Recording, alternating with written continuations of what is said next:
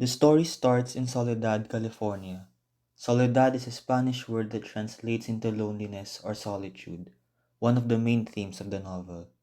We see more of the theme of loneliness in the next few chapters, but we also see it in chapter 1.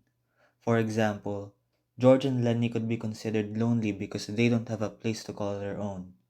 George can be lonely because he's the only one who takes care of Lenny. We could just as well road clear to the ranch if that darn bus driver knew he was talking about. Just a little stretch down the highway, he says. Just a little stretch. It's darn near 4 miles. That's what it was.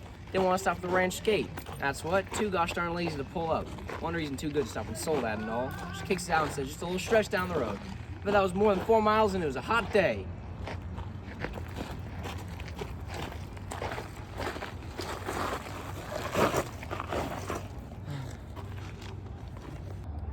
George, What is it? where we going, George?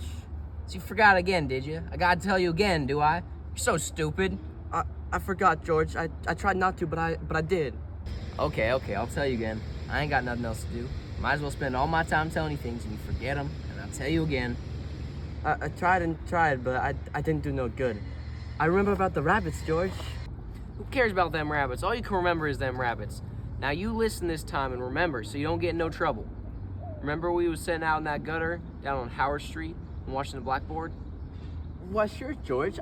I remember that. But what did we do then? I remember some girls coming by and then... Nah, not that part. Now remember how we got ourselves some more cards and some bus tickets? Oh, I remember that now, George.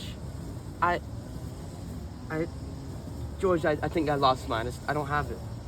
Never had 'em, crazy idiot. Got 'em both right here. You think I'd let you carry your own work card? I thought I put them in my side pocket. When George tells Lenny to meet him at the camp where they are at the time, should something go wrong, this foreshadows that something bad is going to happen later in the novel, and that this also sets up Lenny's death later on.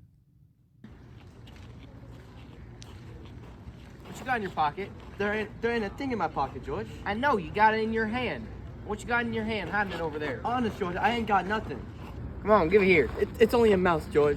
A mouse? A live mouse? Just a dead one. Honest, George, I didn't kill it. I found Give it it here, dead. give it here, give it here. Oh, Give George, it leave me here. have it, George. What do you want with a dead mouse anyways? I thought I could pet it as we walked along. You ain't petting no mouse when you walk with me. Let's go, come on. When Lenny took the dead mouse and tried to hide it from George, the theme of people lacking control over their own world is shown. It shows Lenny's inability to control himself.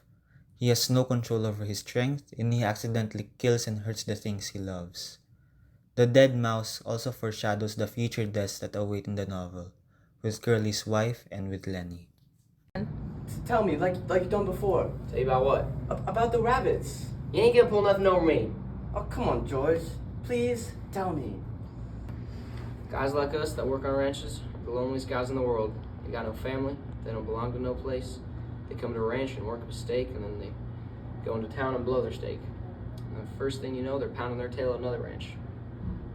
They ain't got nothing to look ahead to. That's it. Now tell how it is with us. Alright. With us, it ain't like that. We got a future. We got someone to talk to that cares about us. We don't have to sit in no bar blowing our jack just because we got no else place to go. If them other guys gets in jail, they can run for anybody who cares, but not us. But not us. And why? Because I got you to look after me, and you got me to look after you, and go on now, George. Why don't you just do it? You can do it yourself. No, I forgot some of this stuff, George. Tell me how it's gonna be. Okay, someday we're gonna get our jack together and buy ourselves a little house. We're gonna get ourselves a couple acres, some cows and some pigs. And live off the fat of the land, and have rabbits. Go on, George. Tell how we're gonna have it in the garden, and how I'm gonna tend the rabbits in the cages, and the rain in the winter, and the stove, and how thick the cream is on the milk that you can hardly cut it. Tell about that, George. Why don't you do it yourself? You know all of it. No, you tell it. It ain't the same if I tell it. Go on, George. Tell how I get to tend the rabbits. We're gonna have a big vegetable patch and rabbit hutch and chickens, and when it rains in the winter, we'll shed a hell of going to work, and we'll build up some fire and a stove and sit around it and listen to the rain coming down the roof. Nuts. I ain't got time for no more.